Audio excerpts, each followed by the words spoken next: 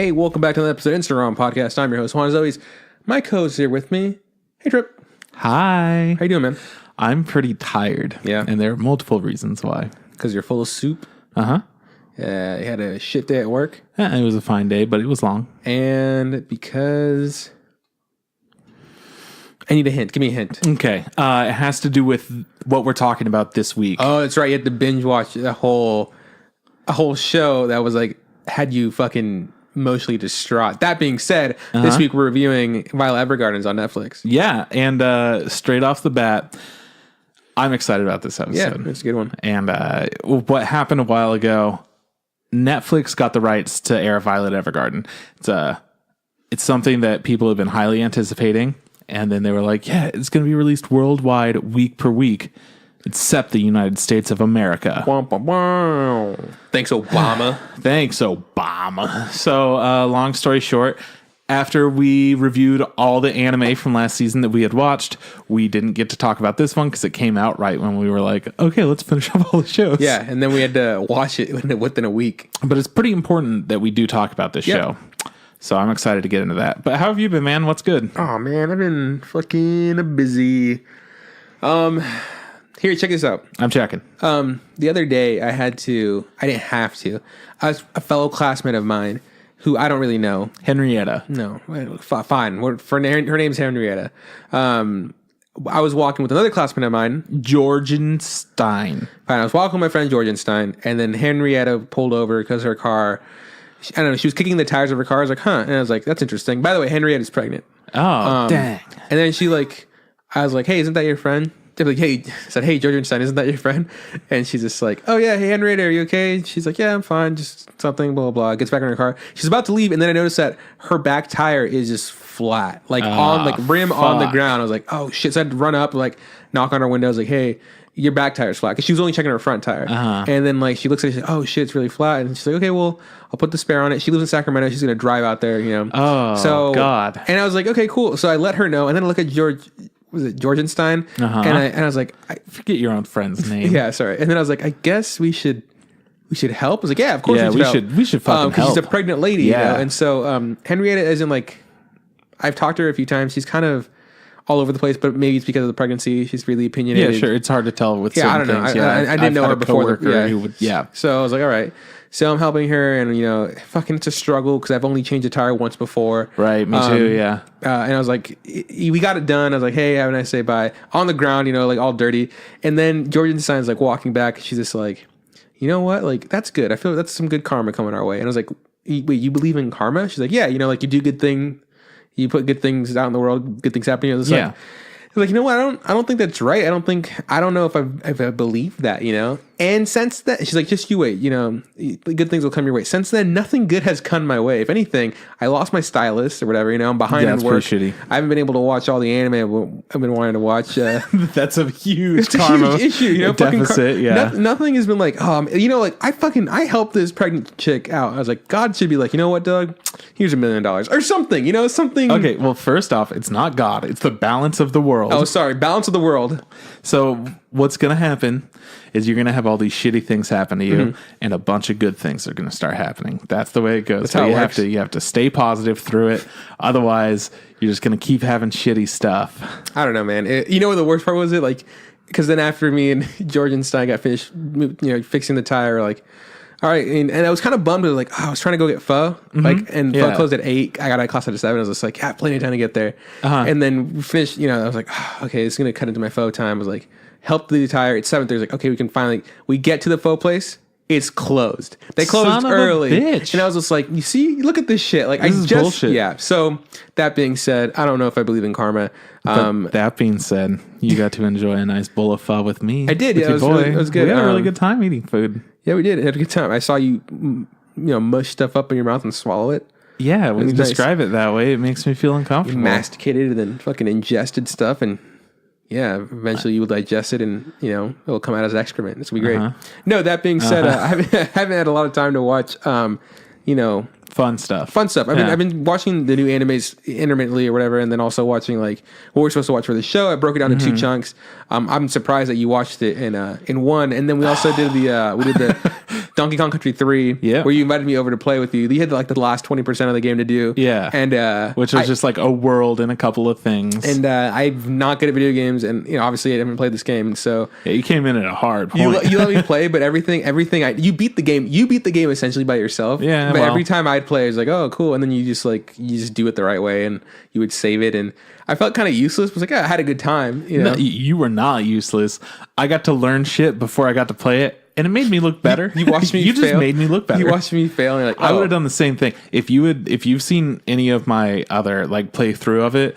You would see me playing like 45 minutes on the same level where I'm like, this fucking rhino won't jump when I want him to. Yeah. And then finally, like at the very last like bonus level of the game, we just find out, oh, it's easier if you press down this way because it gets all fucked up the other way. Like after like 30 minutes of getting fucked. Anyways, so what's up with you, man? What you been up to? Oh man, I've just been having a good ass time playing video games, watching animes. I cleaned up.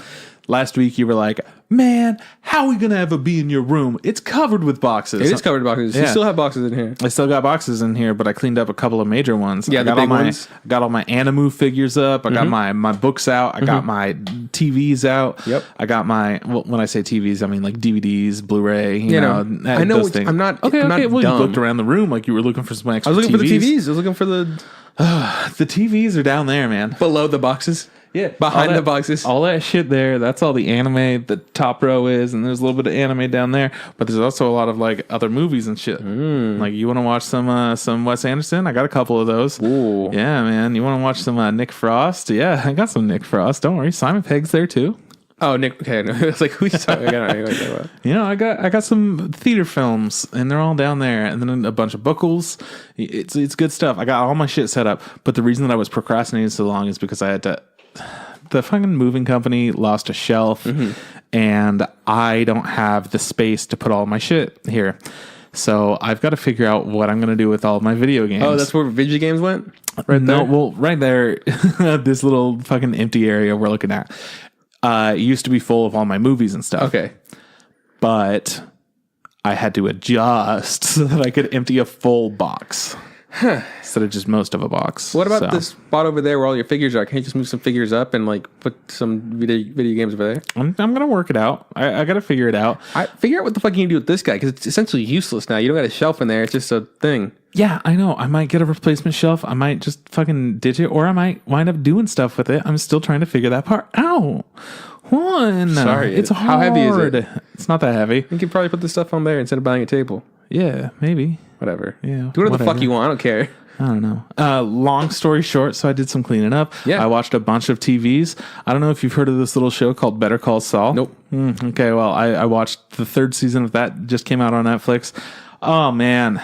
It was the best season yet. Is it a Netflix original now, or no? It's still an AMC. Okay, yeah, cool. Yeah, I like Saul Goodman. I've only watched the first season, and then the second season I think I watched like up until the mid-season break. Yeah, and then I kind of stopped, but I liked it. Just I guess kind of fell off of it. Yeah, because it feels like a different thing. It's not as compelling, and this latest season did a lot of things that I was very happy with. I wouldn't say as fuck, but like question. I don't know if this spoils stuff, but will there be another season, or does everything wrap up? Yeah, there's going to be another season. Cool. It ends on an interesting note that I'm pretty happy with. Like, the way that the show went, it's going in cool directions, and you're starting to see stuff form, and you're getting characters in there. Like, we met Huel, who's the big bodyguard from Breaking Bad, and then Francesca, who is the front desk lady for Saul. So we got to meet them this season, so you kind of see the team getting together a little bit. He'll always fucking getting the crew together, huh? Yeah. Nice. So this is like where we're seeing everything start forming, and I'm excited about it. It's been good. So yeah, I watched that. I watched so much anime. I'm ready, man. I can talk about anime left and right all the time. Well, you'd be talking by yourself, because I am not ready. I have to watch a bunch of anime this week. Yeah, it's fine. We'll adjust. We'll figure it out. We'll pivot and we'll adjust. We're gonna make it work. That's all that I have to say. Yeah, I don't know. I've been having a good time. Good. I'm glad you're having a good time. I'm a great little boy right now. I don't fucking doubt it. Good. Cool. cool. You wanna just fucking start rocking and rolling, get through the news. The news is short this week. If we have to. That's kind of what we do, Trip. Oh yeah, good idea. Kind of our job. Let's get into the news.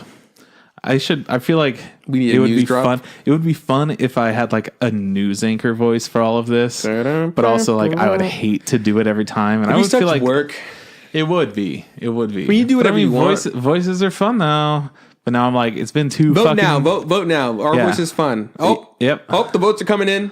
Like, comment, subscribe. Voices. What are they? How do they work? Oh man, they voted no. What? All 3 people voted no. Dang. I voted no. So I voted no. yeah, that's one other person. Who's the third? I don't know. Fucking the vote came in. God damn it. All right, so I'm not going to do it. Long story short, for the news, Oh my god. Laid Back Camp has inspired a large boom in winter camping I in Japan. bet. So Japan is having a fun ass camping time. I'm just having a fun ass staying inside and staying warm time. Did you finish Laid Back Camp? Nah, man. No. I watched like half of it. It was fun. I Yeah. felt pretty laid back watching it. But then they were like, Not enough camp? Yeah, there's about like 50 shows you have to watch. And I was like, oh, okay. And you know what? Speaking of 50 shows, right before we started recording the episode, thinking about getting High Dive. Oh my god. Are we going to talk about this? It's We're gonna $4 talk a about month this. for the next 2 years. Yeah. What's the math? Go. Free. What? I don't know. Okay, 4 times 12. What's that? It's enough. Just calm down. It's 4 times 12 is 48, 48. yeah. And then times 2. It's 48 again. It's 96. I just didn't want to do math For right the now. next I'm 2 full. years? $96 for 2 years. What if the shit folds within a year? Do we get our money back? Amazon it's not upfront, Strike I did guess. it. Yeah. Amazon Strike did it Oh, they didn't. because you could get a year's subscription, and they were like, "We've refunded you." Oh, Don't worry, you're fine. I was month to month, I guess. Yeah. Look, man, are there really any shows on High Dive? There are like 5 or 6 airing right now. Last season, we missed out on one, which was like Mitsubishi Colors or something like that. Meets Colors. I don't know what it is. What was it about? I don't know. But people were fucking into it, and we could have watched it, and we could have been into it or not, and we wouldn't know until we watched it. So we could go on to High Dive and do that. And All right. Okay. Should we do it? Should we just do it or not? Do you want to get one account and split it, or do you want to just? let's do it secretly. That way we don't have to talk about any of the shows unless we decide that we're going to keep doing it. Wait, what did you say? It was secretly? We're going to secretly get High Dive, not tell any of our listeners who are listening right now about getting High Dive. Yeah. That way we can judge if we like the shows or not, or if it's worth it, or if we even have enough time. Because seriously, watching 30 fucking shows, some are on Amazon, some are on Crunchyroll. Every once in a while, Netflix is like, here's a fucking piece of shit. Enjoy it. And then Hulu has done shit before. I don't want to have that going on again. And then goddamn. Okay, we'll figure it out. We'll just do the news. Do the fucking news. We'll talk about this after. And I'm still mad about Amazon. Oh, laid back camp. Fucking people wanted. Good for them. I think people should get outdoors. Yeah. I don't want to go outdoors. Other people should. Yeah, I love going outdoors, but if you tell me, yeah, you're going to stay here overnight, you're going to go fuck yourself. Yeah. Is what's actually going to happen. That's cool. That's cool that an anime like that has, like, it's so, like, well fucking received. They're like, you know what? It's making this thing popular, you know? Like, like camping. That's such a wholesome thing to like. Right? Yeah, good for them. Awesome. Next up, a little bit of news for you, a little tidbit. The staff of Devilman Crybaby have died. Teased an important announcement. Could be that they died, but who knows? It's like, guys, we died. Stay tuned next week. We'll let you guys know we all died. Oh man, you know what that means, right? No. Fucking pachinko machine. No, what do you think? I don't know. I don't know. We might get like a movie. We might get a recap. Shut the fuck up. We might get a recap movie. We might. I don't think we'll get a sequel. The way Devilman Crybaby ended was pretty, you know, definitive. Yeah, definitive of how it ended. Kind of the way that Devilman has ended forever. Yeah. You know, one of those things. What we might be seeing is a new project that they're working on. Yeah, a new project. It could be new like spin-off They're doing Cyborg 9 or whatever. Yeah, they're doing that. The Netflix thing. Cyborg Double 9 versus Speed Racer versus Devilman. Perfect. Do it. Or they could do like a game or something. I don't know. I'd play a Devilman game. And Yeah, when I mean I I'd figured play you it, would. I mean like you'd buy it and then I'd play it for a bit and then like not play it again because I don't play video games. Spend like a good couple hours on it. And Oh, like, by the wow, way, that was cool. We said it for a second. Like we did the the Twitch thing where we played fucking Donkey Kong. Yeah, we did. We're gonna start doing that more often. I've decided we're gonna start doing that more often. Shit. We're I'm stoked. We're gonna be playing anime games. Yeah. Because the new fucking My Hero game's gonna come out sometime this year. Yeah. So we want to do that for sure. That's going to be a weird one though. Doesn't give a fuck. We're gonna do it. The hard thing about that is that it's going to be on PlayStation You have a PlayStation? and we could stream on it, Yeah. but we can't hook our mics up to it. So Yeah. we're gonna figure some shit out. Don't you get a We'll work headphone on for it. your PlayStation? Yeah, but only one person talking. I'll just get really close. I'll get really close to you. I'm like, hey, what's up? I'm here too. And you're like, oh man, look at that sick move that Gravity Girl just did. Maybe we'll play it and then we'll just do voiceovers. How's that sound? It's like, wow, really cool thing we did there. Well, okay. Well, I was immediately thinking like, oh no, I have a workaround for this, but I'm like, no, We'll figure it out. don't. But yeah, but I also do want to play. I also, this is most selfish. I want to play the Ultimate Muscle on the GameCube and the emulator. And I know Trip doesn't want to play it, but I do. I'm so fucking bad at wrestling games. I'm bad at all games, so it'll be great. I mean, that's fair. Like, whatever. We'll have a fun time. Anyways, We'll make it work. yeah, keep going, man. Cool. The last piece of news that I have, because I said that there was like no news. And, Yeah. we're stretching this for what it's worth.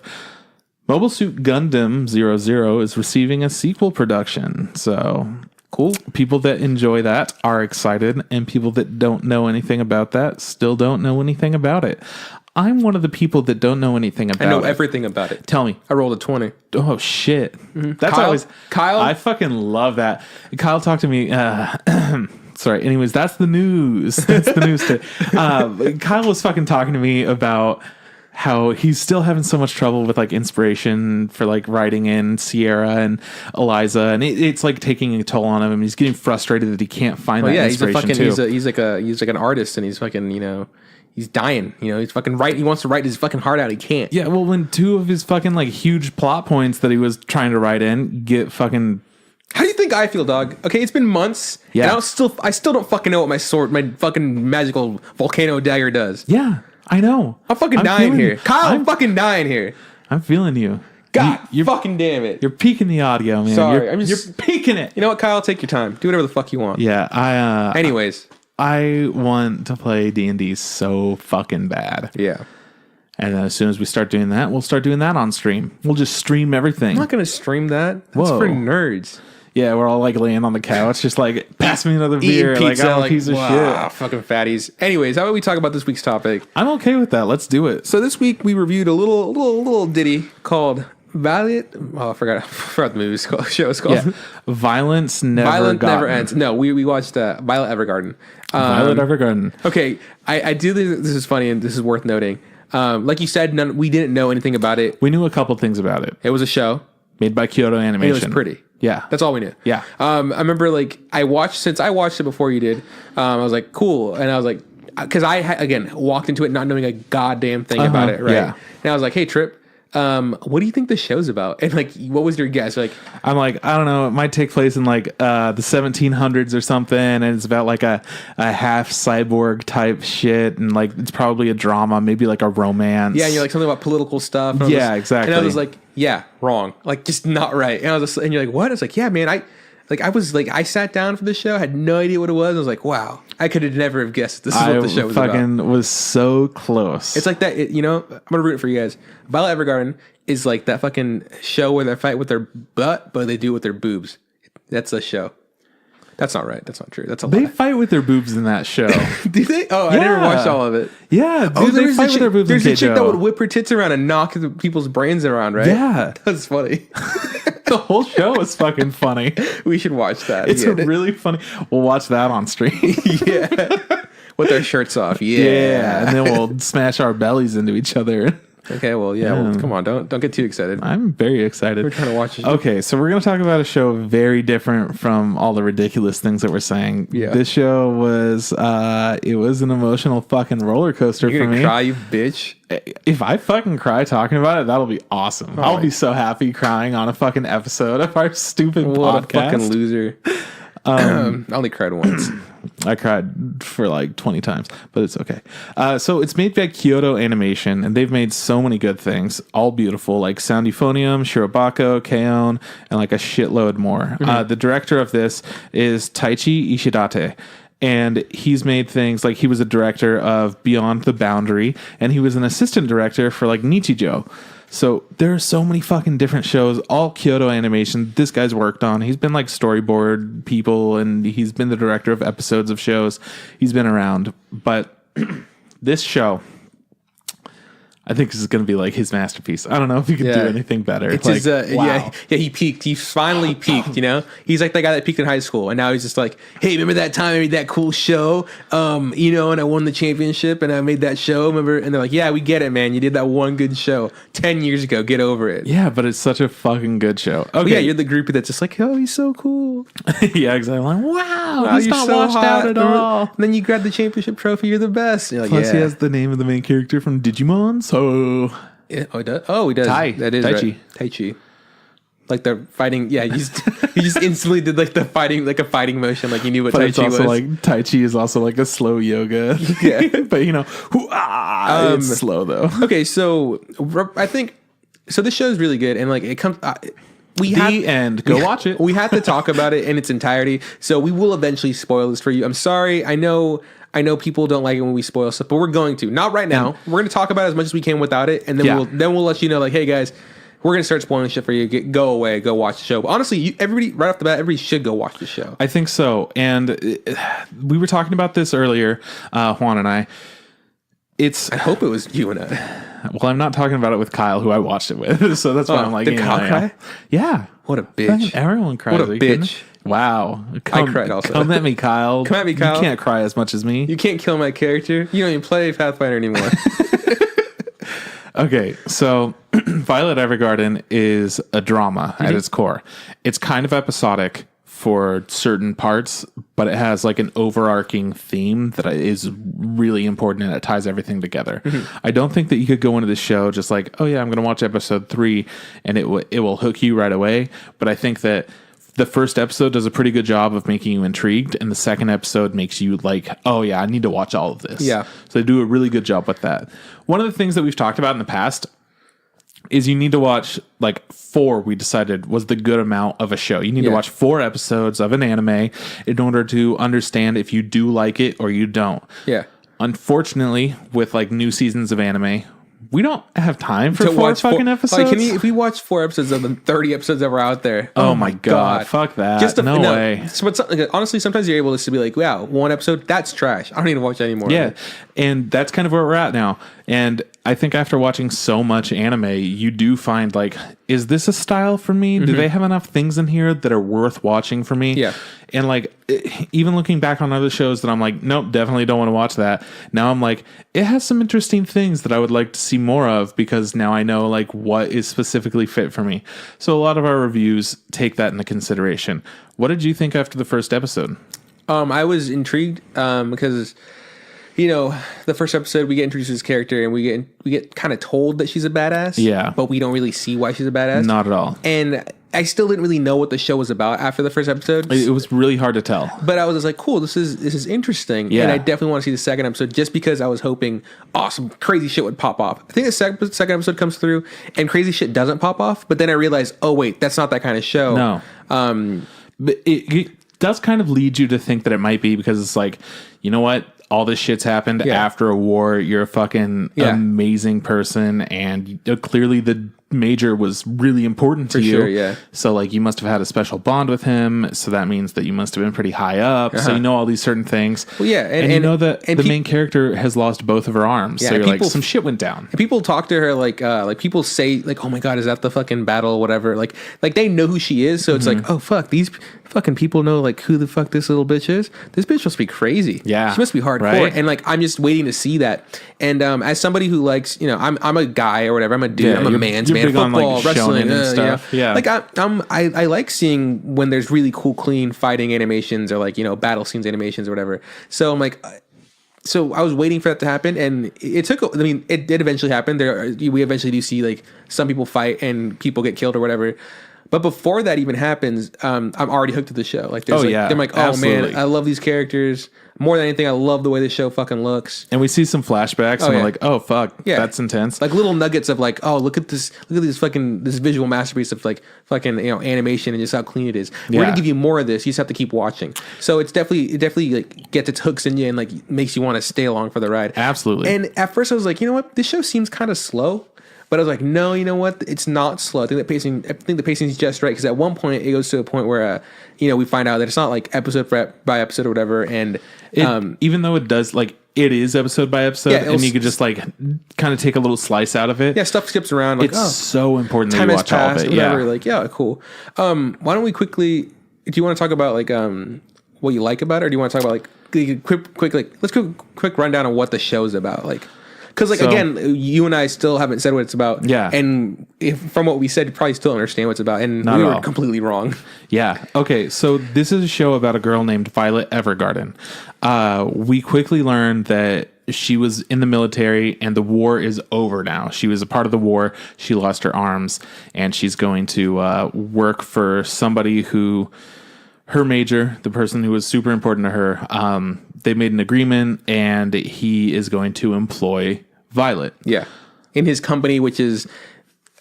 Okay, so... We don't really start out knowing. We don't know what his company is. We also... This all needs to be clear that the world this is in isn't a real world. You know, it's kind of like this European-esque kind of, you know, vibes. It's like Germany. Yeah. Kind of. Yeah, those feels or whatever. It's a fake world. Yeah, so that's why at first I was like, oh, it's really interesting because it's like, oh, cool, it's not a real world. We don't have to pretend like, oh, she's Japanese, she's this culture. There's just a good mixture of like all the different like characters in it, and like, you know, like, oh, they look a little different, but there's no like, oh, it's specifically this racer. It's like this person fighting that person. So, you know, finding out there's a war, like, oh, they're saying like two nations that don't exist. Essentially, it's like, oh, cool, there's some war in this world that we don't know about. So it's like, oh, great, can't wait for that to be built up on. And it is, you know, absolutely. Yeah. Yeah, so he gets offered this job from this guy who I really like. I don't know his name. I think it's pretty cool. Yeah, really nice guy. And, you know, we quickly learn that Violet has like no real sense of emotion, you know? Yeah. She's kind of just this, you know, machine essentially. She does what she's told. She's a great soldier, you know. Right. She's not mean or bad or malicious or anything, but she for sure doesn't know what it is to be a human, which is pretty sad right off the fucking bat, you know, to find out that she doesn't even know how to act right in scenarios, and she's just waiting for her next mission. And it's your fucking cat. I was like, what is that? I was like, your phone's on. Like, no, it's your cat. It's my cat. So yeah, so we find out that, and we also find out that she's waiting for her major or whatever, because, you know, her boo, her man's essentially, and that's like the basic thing of it. You know, that's the basic lowdown of the show, and we find out that the company that this guy works for is like he writes letters, right? They're like, yeah. So the name of the company, it's CH Postal Company. Yeah. So it instantly gave me what's it called? What's the name of that show that reminds me of fucking the people that did fucking Eureka 7? Zam to Lost Memories. You're thinking about the delivery men and stuff. I was like, oh man, it just reminds me of fucking delivering the mail. Essentially, yeah. So in this world, there's people who their job is to write letters, not just like, it's kind of like the post office, but even like a step it's more further. Personalized. Like, you go to this building, and there's these girls that are called auto memory dolls. Yeah. And you sit down and you pay them money, and you're like, hey, I want to send a letter to, it can be a loved one, it could be like a business associate, it could be somebody, and you're just like, this is what I want to say or whatever, and then they convey what you're saying in a pretty in a pretty way. They make it sound good, sound thoughtful. You could just be like, you know what? I want to send a letter to my mom and dad because I haven't seen them in a while and I kind of miss them. And I figure that they should know what's going on with me. And like, you know, it's been hard ever since like this time. And then they're like, oh, okay, so I got it. How's this letter look? Oh my God, it's fucking incredible. It's great. How did you write that? I don't know the written word. Wow. Yeah, I don't know how to write, you know. And also they were saying that because the war between these two nations was over, business also picked up because it was like people are, you know, sending letters, have you seen my loved one or whatever, or like they're calling to say like, oh, your loved one has passed away or like, you know, shit like that. So Violet quickly gets employed, you know, working in his mail place, right? His company. She starts organizing the letters. And she fucking kills it. She's fucking amazing at it. She's used to just very, very rigorous hours. Yeah. So she's able to like work overtime and stuff. Barely and like, eats. She's damn, how'd you do all this? Like, I'm just working hard. Good at what I do. It's like, well, did you take a break? Fuck no. I'm just working until my work's done. He's like, whoa, okay, be cool. We'll take a break. And he's like, well, we got to deliver these two. So anyways, have a good night. Yeah. And then she starts delivering them and he's like, whoa, what the fuck? Like is in the wrong middle with of the you? night. Yeah. And like she doesn't even really, she said like a fucking big old cart with fucking letters on it. Yeah. So this is an issue that I want to bring up. Okay. And you and I were talking about it earlier, but so it took me a second to accept or, you know, believe that in this world, this is a viable form of like employment, you know? Yeah. Because it's not like his company is the only company that does this, you know, this career of being an auto memory doll. It's a thing that already exists. Yeah, it's a thing that exists, and there's a lot of them. New company. Yeah, and there's a lot of them. It's, you know, it's like there's a fucking Starbucks on every corner. You know, like you do this, cool, you do this, because like there's girls who grow up and they see these dolls. Yeah, that's what they're called, like the dolls, girls that type. Like, oh my God, look how pretty they are, because they dress really pretty or whatever. And like, they have a special style. Yeah, and they have a skill that they've honed or whatever, and they get sent to important places to do important things, to write letters for loved ones and famous people and like fucking royalty and stuff. So it's like, it's kind of like a glamorous thing to do, kinda, you know? Yeah. If you're good at it, you know? So it took me a second to be like, you know what? I guess in this world, I have to disbelieve that in this world, some people are just really bad with the words or whatever. And that the importance of like presenting yourself like written well, like on a letter. Is really, like, it's really up there. Like, it's really important. And it's also common practice to use somebody who is good at writing letters to do it for you.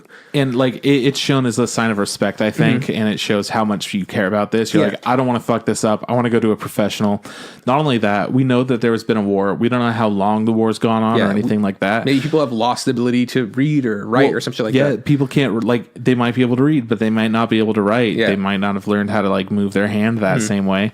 And then there's also the aspect of they could handwrite whatever it is, sure, but these are typed letters. Maybe not everybody has a typewriter, another and talent, people take a while to learn how to type efficiently. So there's a whole number of things. Yeah, so like I said, and me thinking about this specific thing made me appreciate the show more, because like, you know what? It's not just like a dumb thing or it's just like, this is just kind of the way things are. It made me really question it, and it made me be like, okay, in this world, I can disbelieve that this is actually a career, a viable way to think, a viable business, whatever. And, you know, and the guy that was like talking about it, he's like, yo, man, we got to fucking pick up the next quarter or whatever. I'm going to try really hard because I'm not getting a salary. So like, wow, they're talking about it like it's a real thing. It's not just like, oh my God, we write letters. Yay. It's so pretty to be. It's a legit company. And I really like that. At first it really bugged me. And then I'm like, think about it. Like, you know what?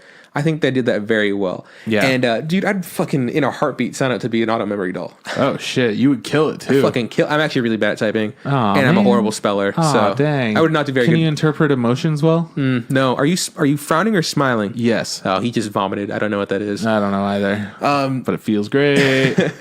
So Violet sees, you know, because she's working in the mailroom or whatever, and she sees the auto memory doll's work, and she like instantly kind of gets like attracted to it. And kind of wants to do the job too, because she wants to, which is really fucking, you know, props to her. She wants to understand emotions, even though she knows she lacks them. Like she knows she's not. Here's the thing: we've learned so far that she's just like a tool in the military, and she doesn't have any emotions. And the only person that she cares about is the major, and you don't see like any emotions on her face at all, other than like concern if the major's okay, because she doesn't know where he is or anything like that. It's just known that he's like MIA, so people don't say anything if he's like alive or okay or what's going on. Like it's hidden from her. Like everybody else seems to know like the major's not there. But we were talking about maybe it's like some sort of like she doesn't know, and that's because she's like she knows something happened to him, but she's like, Right. oh, but he's okay. Like you were saying, like she almost like idolizes him like as a god or whatever. Like there's nothing wrong that could happen to him. He's got to be okay. Yeah, he's amazing. And even before the Major picked her up, like she was an orphan, right? And then she was trained to do war or whatever, and you know, she was captured by the fucking Major's brother after she killed a bunch of dudes. So she was like a secret weapon. She's always been like just this hardened warrior or whatever, you know. And she's been completely used and like doesn't even know her own age. No, didn't know her own name. Yeah, didn't know anything. Doesn't have a name. Doesn't know when she was born. Yep. So having someone like care for her. And try to teach her how to like be happy and be a person and whatnot. He gave her a name, which is fucking so pretty. Like I was like, oh, what a nice thing to do to somebody. And throughout the show, it shows the different things that they've done, and like it has a lot of like memories that we revisit and whatnot. And so we start out and we just know that she's like really into being a doll, and eventually it comes down to. It's like pretty quickly within the first couple episodes why she wants to be a doll so badly, and she sees that these people are able to like send messages to their loved ones and be so happy, and like she sees that's an emotion that she wants to kind of understand and get to know better, since she's just known war. And then we find out the reason that she wants to be an auto memory doll so bad is because the last thing that the Major said to her was "I love you." And she doesn't understand what those words mean. Yeah, she's so confused. Like, what does that mean? Like, what could those? Like, she's not dumb. She, you know, that's by no means is she dumb, but she just doesn't know things. Like, she picks up, you know, even before this, she picks up like it's a brooch, right, and it has the same colors as it's the same color as the Major's eyes, and she says, "Oh my God, these are fucking." He's like, oh, what? It's beautiful. I was like, oh, fuck. He's like, is beautiful mean the same thing as like pretty? He's like, yeah. Oh, I don't fucking know what beautiful. I've never said that word before. Right. You know, it's like she knows what pretty means, but she doesn't know what beautiful means. Yeah, she's like, oh my God. He goes like, oh, General. And fucking no. She was like, oh, Major, your eyes are beautiful. Yeah. And she's like, Major's eyes. By the way, total hunk. Oh, fucking scars. You know. Give me some of that Major. Makes me want to get into another conversation with you, but well, I guess what are you talking about? Oh man. Yesterday, Kyle and I were talking while we were watching all this new anime and whatnot. We were like, all right, so like Kyle's just like, oh yeah, I like the girl characters with like the short hair. They're like usually spunky badasses or something. I'm like, yeah, dude, I totally get that. They're pretty cool. I'm down with your idea of that. Down with the sickness. And then we got into the conversation like, what dude like style do we like the most? Who's like the hottest dude? The hottest. And I had such a hard time like, you know what? Like thinking of all the different fucking anime that I love. This dude's a hunk, but like he's not my kind of hunk, you know. And this guy's a hunk. I was like, you know, he's for sure he's a hunk, but he's not like I get it. He's not your piece of. Yeah, he's like, not your glass of tall water. Or exactly. Whatever, you know? He's a very charming man. Yeah. And everything. Good person. Yeah. Not your hunk. No, I think he's a hunk. He's a hunky dude. Yeah, and that's one of the hard things because I'm like I don't know. You know, fucking there's bitches out there super thirsty on fucking Colonel Mustang. I don't think he's that hot. I don't think he's got a squishy face. I mean, that's the fucking thing. That's what I don't fucking know about all this shit. I'm like, I don't know. Most of the dudes that I like in things just look like regular ass dudes. I don't know. People are super thirsty over the guy from Tokyo Ghoul. And they also really like the guy from Blue Exorcist.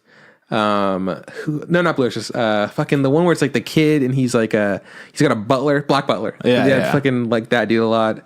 What else? Oh, fucking bitches are thirsty over Levi for some reason. Yeah. You know, it's like broody ass. Yeah, he's just tiny. It's interesting. I realized that I'm like, I don't know. I like dudes that look like they could fuck up a vampire. So I'm like, how do you...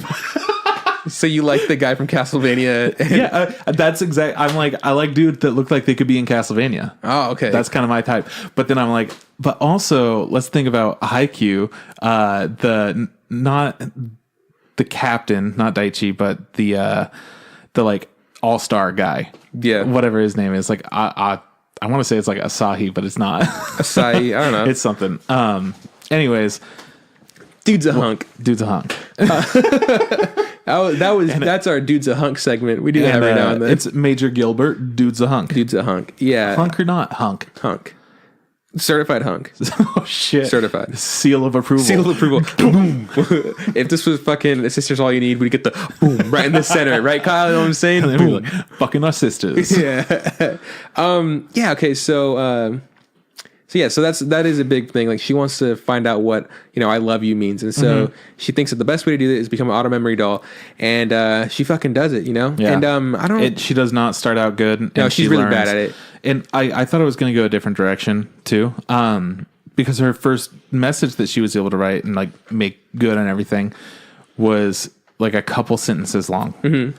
So I thought she was going to be like a short and sweet letter person where she's like, here's the point, here's what I need to say, and I'm done. Yeah. But it wound up being like, that was what needed to happen for that specific situation, and she understood that. I'm like, whoa. Yeah, there wasn't a need or like for a bunch of words, She's like, I know exactly what words I need to use. Here they are. But her biggest issue at first was like she was too honest, and she'd be like, right. She's like, oh, you. She was too matter of fact and wrote like it was a report or something. Yeah, like she was like doing her mission report. Like, look, she's like, oh, so you want me to fucking message this guy and you want me to tell him that you want him to make more money. Okay, cool. I'm a thirsty bitch. I need more money. And then the girl's like, no, I really loved him. It's just like, well, then maybe you should have said that as opposed to been like, he needs to try harder. Like, what do you... So she, it took her a while. On one hand, it's like, yeah, she should have fucking said that. But on the other hand, it's like, hey, you should ask questions. Yeah, don't just be assuming. Don't be exactly. Assuming. Yeah, no way. So yeah, she slowly learns that people have emotions that need to be interpreted, and they don't say what they mean all the time. Yeah, because there's so much more in how you talk about things, and your expressions, which is so true with life. People more often than not, when you ask them how they're doing, they'll say, I'm okay, or I'm fine. Just like, I'm fine, good. How are you? Yeah. And more often than not, it's not true. Like they're not like that. Like they're going through some shit, or maybe they are, or whatever. But like, it's very like it's very on the surface, So like, yeah. And this chick, she just takes things and she's like, okay, well, like you said this, so this is what you must mean. But in reality, it's like you said this, but you meant 100 other things, Yep. And it's just this journey of her learning that like the art of communication or the art of understanding is this like what someone's trying to say is more than just words. It's just like, oh, you're saying this, but you don't mean that. You mean this whole other thing. And it's so cool because to see someone else who doesn't know what the fuck they're doing and be like, oh shit. So that's what she meant. She really loves this dude, but she couldn't say it because she was trying to act all cool. Man, fuck her, Yeah, there's not much more that we could say about this. What we can say without spoiling much. Things we can do is we can talk about like what we like about the show, right? Absolutely. And then we can talk about what we'd rate it or like who would recommend it to. And then we're just going to start talking about talking about things that made us cry or whatever. And which is like the whole show. The ending specifically, right? That's the thing we got to talk about. Okay, cool. So things you liked about Trip, go. First off, it starts out, it's goddamn gorgeous. Mm-hmm. A lot of shows that have amazing animation, you could really see it in the fight scenes. And when a show can present itself in such a beautiful, cleanly, well-animated way without a fight scene, it's a goddamn masterpiece. Mm-hmm. Like, you look at Your Name, for example. Yeah. Seeing a fucking soda can fall out of a machine is incredible. To be like, whoa, I want to cry right now. It was so beautiful. Yeah, this show has just constant beauty in it. Yeah, no, when it comes like sometimes when like you're watching a show and you're like, I wonder where the budget went, and then a dope fight comes up, like that's where the budget went. Yeah, exactly. And you can kind of see the visual shift of things. Like things are pretty static, for the episode, the fucking shots before it. Yeah, and then like, oh, shit's about to pop off. Things get more, they get more fluid, and things they gain weight. And there's like you can see the animation for this show. You can't really tell when shit's about to pop off because the whole time everything just looks it's fucking the incredible. Animation is so clean, it's so smooth, and visually it's gorgeous. Like I love the whole getup because everybody people, it's like an 1800s kind of style. Yeah, the vibes are pretty.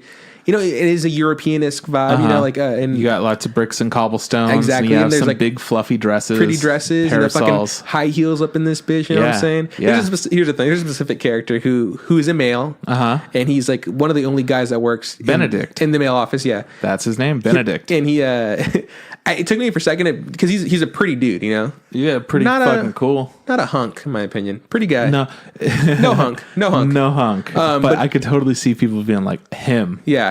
He's the one. But this is my issue with him. He wore high heels, and my issue isn't like, oh my god, he's a man. Men should wear high heels. My issue was, you're a male man. You shouldn't wear high heels. That's a bad idea. You're gonna roll an ankle, and guess what? Rolled an ankle. He fucking did. And they were like, they were high heels, and like really tiny.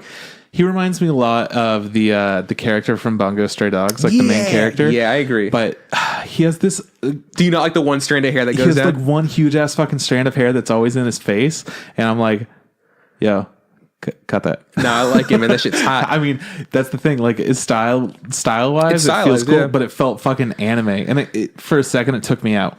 Oh, I liked it. I thought it was cool, but like, I don't think there was a single character design where I was like, you know what, I don't like this. I was like, oh my, they're all like really refreshing, all very tastefully done. Like she had the character designs, like the chicks that were like also automail dolls. Like there's like the one there's an automail doll who like is super, requested. She's really good at writing love stories and poems and stuff. And she's like really hot. She's voluptuous or whatever. And then there's the other chick who's like, her dress is more like, skin tight or whatever, and she we have an episode where she goes back to her hometown, and you see she comes from the not the slums, the boonies, her style is way different than what she would where she grew up, and she had long hair, she cuts it. That's Iris, she has a short cut. I like her. And then there's like the girl who like wanted, I think their deal was she wants to write a novel or a play or something, and she has like this weird kind of bowl cut where she's like what's it called, like what's the word? Bangs, Yeah. And like she has glasses and freckles. I'm like, oh man, these girls are all adorable. That's Erica, yeah. And then the other one is, I believe it's Catelia. I don't know. Coddleya? I don't know. It's Cattleya. And then they had the fucking old guy who's in the mailman. He's like a big old beard. He's like, hey, what's up? I'm an old dude. What's good? Yeah, I don't really know who he was. I liked him. I'm gonna be honest. I have no fucking clue what his name is. It doesn't matter. It's fine. I don't care. But what I'm saying is like, I feel like the character designs throughout the entire show were really good, and also the friends that she met along the way, amazing really good, character designs, real cool. Beautiful scenery, visual animation on point. Yeah. What do you think about the music? I know you're a huge fan of music, dude. Come on, come on, bro. We just talked about the animation. Don't fuck with me, bro. Clearly, the music is good too, because we're coming from a series of shows and movies and whatnot that have had amazing music that fit it so well. Like Nichijou, they got great follies. They don't necessarily need like amazing sounding music, but they have something appropriate. So okay, they're versatile. And then you could get into like K-On! And you're like, oh man, this sounds like girls that don't know how to play music playing music the best they can together. That sounds good. Yeah. That's fucking cool. With an amazing soundtrack to the back of that. And then you have Sound Euphonium, and you're like, oh, this is like a really good school band. This is like a great concert band. That's fucking cool. And you get into other things like the movies that they've made. Do you remember a little movie that we both love that we talk about pretty frequently? Girl, Silent Voice. Oh, like you didn't even let me guess. No, you said a girl who left her time. Like you didn't say a Silent Voice. I wasn't paying attention. I zoned out. So Silent Voice. Yeah. Amazing. Also don't made by make me cry Kyoto again. Animation. No, man, I'm not going to. But the music in that was so fucking good. Not just the beginning with like the Who, but like the actual stuff. I'm not crying. You're crying. Good. The Who at the beginning was nice though. Talking about my generation. Anyways, the music in this show was so fucking perfect. Yeah. I loved it. I was all about that. I really like the intro, man. The intro's great. The intro is good. The outro's great. Both of it's great. I don't know what it's about, but every time I'm like, you're always tempted to skip that intro. I'm Nah, like, man, not with this. No way. I'm gonna check out this intro. This intro's I want nice. to just kind of mellow out with Really this gets intro. me, It's a yeah. good time. The outro is amazing too. The visuals on the outro. It reminds me of the outro to Gurren Lagann. I don't know if you remember it, but it's just like. Is that where he's walking? Yeah, he's walking on like a black background or whatever. Yeah. It reminded me of like a way better version of that. Like fucking. If that was perfect, KyoAni was just like, hey, you you seen that shit at Girl Lagann? I want that, but better. And like we got you, homie. Like, don't even worry about it. We got you. Yeah. So that's fucking good. And while we're talking about sound and like music and stuff, the sound design of the show was incredible. Yeah. All these little sound effects, typewriting were effect. great. Typewriting's great. There's a point where like she first gets a parasol and she opens it up and it sounds perfect. It's the perfect like flop sound. Perfect flop sound. You know what I say? What makes break a show? Perfect plop sound. Okay, yeah. I've heard you say that a few times. Yeah, Perfect at sounds. least twice. But man, just every single part of this was fantastic. And then you get down to the characters and you're just like, all the characters feel like they're pretty genuine and feel like they have the right kind of motives and like it makes sense who they are, especially in this world. And then the story is really the weakest part, which is also it's still okay. Great. Because it's like, it's like they made the show and they're just like, dude, our story's kind of weak. Yeah, it's like, yeah, but our fucking character development's so fucking strong. It doesn't even fucking matter. Right. And they're like, you know what? Yeah, fuck story. And as a proprietor of like, oh man, I need a good story. There is a story here. Don't get me wrong. It's not that there isn't a story here. It's just that there could be a better story here. Yeah, absolutely. I mean, the story that we have is more so like personal growth, but then it turns into a little bit more than that. And then you're like, okay, well, I want to know what's happening with this. And then we got some more things going on, and it turns into actual issues. But yeah, mostly we're just looking at our girl Violet turning into a real person instead of the war machine that she once was. Do you want to talk about some issues you have with the show? Because there are issues with the show. Yeah.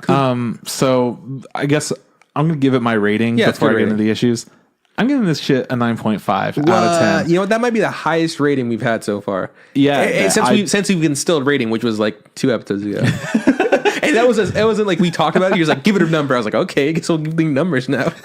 So we're working on it. So far, highest rated. This, like, my initial reaction was like, oh, fuck, this is good. And then by the end of it, I was like, it wasn't perfect, but I really connected with it in a way that I can't connect with other shows. A silent voice was better. Yeah. Yeah, no. Yeah. Well, yeah, I'm saying it's Noah's silent voice, which is a 10. No, it is. But it's also so fucking close. Yeah. Silent voice might be the best movie I've seen. Yeah, it's one of the best things I've ever seen in my life. It's fucking crazy. Anyways, I gave it a 9 just because I don't want to do half votes because I'm a fucking little bitch. Well, I'm sorry. It would have been a 10, so I had to dock a couple of points. You're you had a hunk status. Now you don't have a hunk status. I'm not even ready for hunks. No hunk. No hunk. You're no hunk. No, man. Yeah, I gave it a 9 just because I just don't want to do with the half things. Like if I am stuck between something like, you know, like, oh, it's a 6.5 or it's a 6 or 7, I'm just like, it's 6 or 7. I don't go like in between. It's one of those two. I don't want to do the in between thing. I already know. I'm like, it's not a 9 to me. It doesn't feel like a 9 because a 9 is like you almost achieved greatness, but you had some large flaw that caused you to like not. I don't think I see it that way. I think like. That's how I see it. No, well, the way I see it is like 9's just like 10's perfection. You know, like it's it's the most perfect thing ever, and then 9's is like, yeah, it was almost perfect, but it wasn't. But it's not like, oh, there's this huge fatal flaw. It's just like, no, it just wasn't the best. You know, 8 is like, hey, you did good. There's issues with this. There are definitely issues. And 7's like, and then 6 is like, meh, and then 5's like, meh, and then like, meh. Oh, yeah, you get it. Yeah, I lost you there, but then the like last. That one got that me. brought you back. Like, oh yeah, I've been there. I get that. Okay, so here's an issue I had with the show. Okay, because like I said, there's things with it that I don't really quite like. They make it in several occasions. They like to point out that Violet is a child. That's why it's a 0.5. And she's a full grown adult. And the thing is, like, motherfuckers. The thing is, my issue with is Violet is young. That's fine to say. It's okay. Oh yeah. She's not drawn young, and that's not the show's fault. That's anime's fault. Anime loves. Thanks, anime. Yeah, anime loves to like make girls who look a certain age, who are a certain age, look way more mature than they're supposed to, right? But then you're like, this dude directed Beyond the Boundary. That's the one about the like girl who was going to kill herself or whatever up on the rooftop, and then she wound up having like a scissor thing going on. Do you remember that? We watched it for our Kyoto animation episode. Do you mean what? Wait, what is this? Beyond the Boundary. The dude comes up and he's like, oh, whoa, you don't have to kill yourself. She's like, all right. And she fucking starts trying to stab him and stuff. And he's like, whoa, what the fuck? What is this? Did I watch this? Yeah, you did. And she has like kind of pink hair with like red glasses, and she's a schoolgirl, and she's got like a plaid. I did not watch this. Okay. Oh, okay. No, fuck you. I know everything about anime. My name's fucking Juan. How can you? No, I don't sound like that, first of all. But how can you say something that I didn't see? I would remember something like that. I don't think that you would, because right now... Was it bad? No. It was something else. I don't know. You remember the look of that shit? No, I never saw that. You fucking did. We've talked about it on the fucking anime. Oh my god, no, I did. Yeah. No, I did. Yeah, you're right. She's got like powers of some sort or whatever. Yeah. She's like, I gotta kill you or something. Yeah, that's bad. That's not a good one. Well, the man who made Violet Evergarden is the same man who made this. Oh, so he's definitely peaked. This guy definitely peaked. What I'm trying to say is the character. Like what I'm saying is a comparison is Violet Evergarden. Violet does not look like a child, but the people in Beyond the Boundary do look like they're high school students. Absolutely. Okay, so yeah, I wanted to make a point there. Fine. There's your he point. knows how to do it. He fucked up. The issue is it's not just him. It's like it's all of anime. It's a thing where like all anime likes to do that, where they like to make people who look younger who are younger, make them look older than they're supposed to. Okay. Yeah. And the biggest issue was that they kept bringing it up by saying, "Look at this child." And the thing is, with the word "child," I instantly think of someone who's below like 8, 10. Yeah, like that. below middle school and elementary school, or even like obviously higher than a toddler. So around that age. That's what that's when I think of child. That's the word that comes to my head. Because then there's teenagers and there's like and then there's like young adults or whatever with very different purposes. Like a teenager is moody and emotional, but they're figuring shit out because they're moved because they're changing. They're like they're that way. Yeah. And then what really bugged me is that they pinned down an age at her, kind of, because they're like, she's 14. Because someone said like, oh, it's a child, and she like, oh yeah, I know, I look pretty young or whatever, but I don't know what my birthday is because I was adopted, but I've been told I'm probably like 14. I was like, the fuck, you're 14.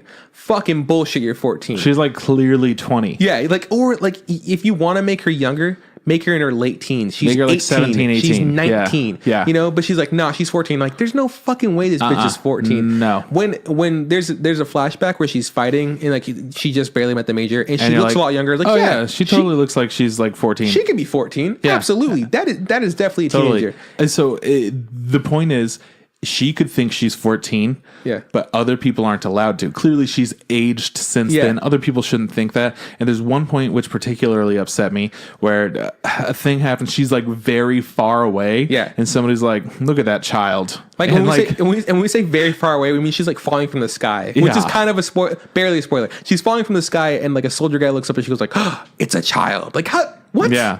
But it's like, yo, you can't tell from that fucking distance. Yeah. You would never be able to say that's a child. Fucking eagle eye, motherfucker. Yeah, unless it's some weird looking baby. Like, you're not going to fucking know it's a child. Unless it's a baby, but it's like 20 times the size. It's like massive. It's like, that's a child. Yeah, exactly. You're not going to be like, yeah, that's a little person. Like, you wouldn't know. So that's the thing that bugged me, just because I'm not a big fan of that. Yeah, and I agree. And because, there's also obviously other women who are on the show who are kind of look, they're more mature. They look like some of them even more physically mature than Violet or whatever. And it's like, those are adults without a doubt, right? Very much. None of them are just like, at no point like, oh, by the way, this chick's also a child. Like, are you sure?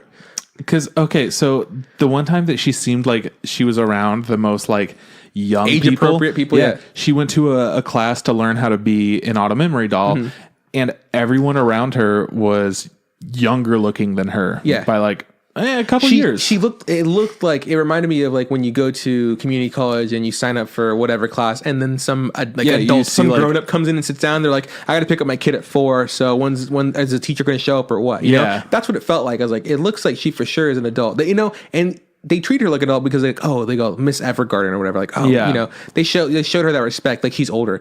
So yeah, I just did that. That kind of bugs me. She travels on her fucking own. She makes her own food. She could clearly she has all of the skills from the military. Yeah, exactly. There's so many things that make her so much more adult than they keep saying she is. So it's just frustrating that they have to bring it up. Like, you could have never told me her age, and I would have been so fine. People obviously like look at her and like, wow, she's gorgeous, but she's a child. Like, don't fucking do this to me. Fix it two ways. Fix it. And one way is way easier than the other way. First way to fix it, just say she's 18 or 17 or whatever, or 19, right? Yeah. Fix it like that. Yeah. Other way to fix it, make her look 14.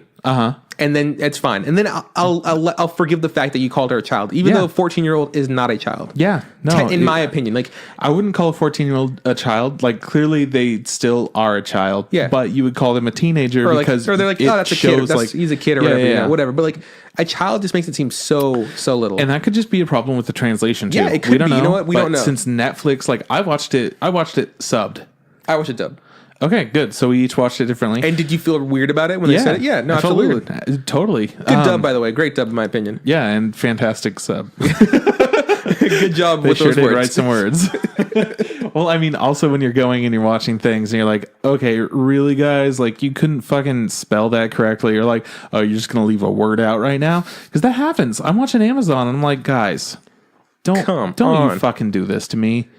That's when we need to get High Dive. Yeah, exactly. That's when we get High Dive. They know exactly what we're looking for. I don't know. Anyways, that was probably my biggest gripe. Big issue with that, yeah. Is that she looks so much older than they keep saying she fucking is. So we're done with that. We're done. No more complaining about that. What else are you going to complain about? Something else I don't like. The other thing I didn't like is something I had to talk about in spoilers. Secretly? Yeah, because it is a spoiler. Talking about the end? Or? Yeah, the ending part specifically. Is there something else you didn't like? There was, and it was the age thing. Yeah. And then they very quickly rush some plot stuff on us. Essentially, they have a bad guy. Oh, yeah. Okay, yeah. I don't want to spoil much, but it's a problem that I have with any villain in anything. Yeah. Totally their it's mustache. when they reveal the plan before it's happened. Yeah, they're like, wait, we can still stop it? Thank you for telling us how to stop it, because we know that the plan is now. I was so upset about that. I'm like, man, you guys have done so many great, amazing things that other shows can't do. And then you just do this, which is an embarrassing, foolish way to handle a plot like they that. They have like the most cartoonish bad guy in the world. Like, it was upsetting. I was so upset with that. So those are the two things.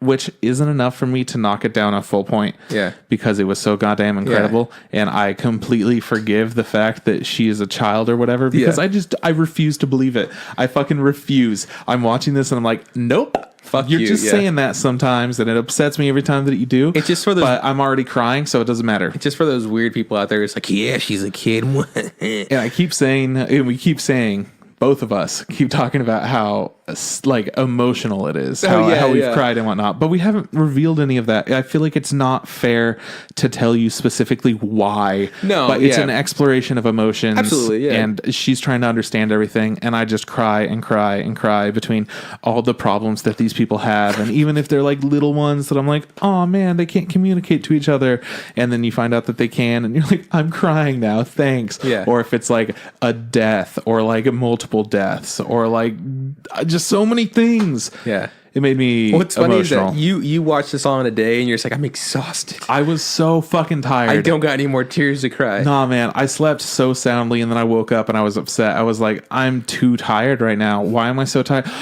It's because I just cried. I feel like I went through a breakup, you know? Like I was so committed to this shit and now it's done and I cried and I spent so much energy and emotion on it. And then I just spent my night like, that was really good. Oh, man. I broke this up into two chunks, and I was letting you know it did get me. It got me once where I for sure cried, and the other two times, like I got choked up, like that's and like but they didn't make you physically cry. Yeah, but that's because you obviously you're more of a sensitive boy than I am. Sometimes. Absolutely. Well, it's different things get us. Yeah. Like yours is all about love. Oh, fucking love. And mine is about like family for the most part, which is weird too because like. Both of us have pretty good shit going on with like family and love and whatnot. Yeah, my love life's great. Thank you, by the way. You know welcome. who you are. And shout outs to who you Kyle, are. winky oh my face. God. Kyle's getting easy. Love's good. And then like, obviously and I have a good fucking relationship with my family. So yeah, but it is true that like when it's love stuff, that's what really usually gets me. Yeah. This one, it didn't happen to be love. No, it wasn't love. It was just like, oh, that's fucking sad. Yeah. I mean, there was a little love element to it. There was. Now I'm just thinking about that scene. Oh my God. Oh my God. To finish this off, we're gonna go into spoilers and talk Please go watch this show. We're gonna talk about specifically about specific episodes that made us emotional, and then obviously the ending that you and I need to talk about. Be ready to watch it. If you're depressed or feeling sad or anything, and you watch this, you're gonna feel different emotions than you've been feeling for the last like however long you've been depressed. Yeah. This is probably a very cathartic show for a lot of people. I know that I've been feeling good lately. I watched this show. I cried it like the whole fucking time, and afterwards I'm still feeling good. Yeah. So it didn't ruin my life. Yeah. From watching it. There's some shows and it's like, it just fucked me up and I keep thinking about it. No, that's not this. Yeah. No, good show, guys. Honestly, go check it out. It's on Netflix. It sucks that we had to watch it this way. It would have been cool to watch it every week. But, hopefully Netflix picks up their shit and eventually starts doing things more weekly here in the United States as opposed to around the world. Okay, so real quickly for you, just a rundown. Would you say Violet Evergarden is the best Netflix one that you've seen so far? Absolutely. Cool. And for me, I'd still say I like Devilman Crybaby a little bit more, and that's just because Devilman Crybaby is geared towards me, just because a lot of the animation style is like way out there, and I just super enjoyed it. But this show is fucking amazing. It's right behind it, like by nothing. You know what? And probably within like, I don't know, a few months, you're gonna reflect back. And I'll be like, you know what? Fucking just like when I was like, you know what? You're like, you know what? Silent Voice is good, but I like Your Name a little bit better. And you're like, nope. I keep thinking about it, and it's amazing. And I've rewatched it like 3 times. Yeah. You're so you know, like I said, all these things, all these freaking ratings aren't etched in stone or anything. So yeah, okay. So like I said, go watch the show, and we're gonna spoil it now. So here it comes. Ready? Here we go. Spoilers. Boom. Spoilers. I started crying pretty quickly. Okay, let's just fucking start that. So you could immediately feel the heavy emotion between the character wanting so badly to know if her major is okay and whatnot, and see how much she cares and loves about him. And then she like gets into like, oh man, I want to be an auto memory doll, and I want to learn how to do all this. And just like the little stories that people tell, and they come in and they're like, you know, I want to tell my family thank you for all this. And I'm like, oh, that's pretty sweet. I want this love letter to be like this. And I'm like, oh, that's also sweet.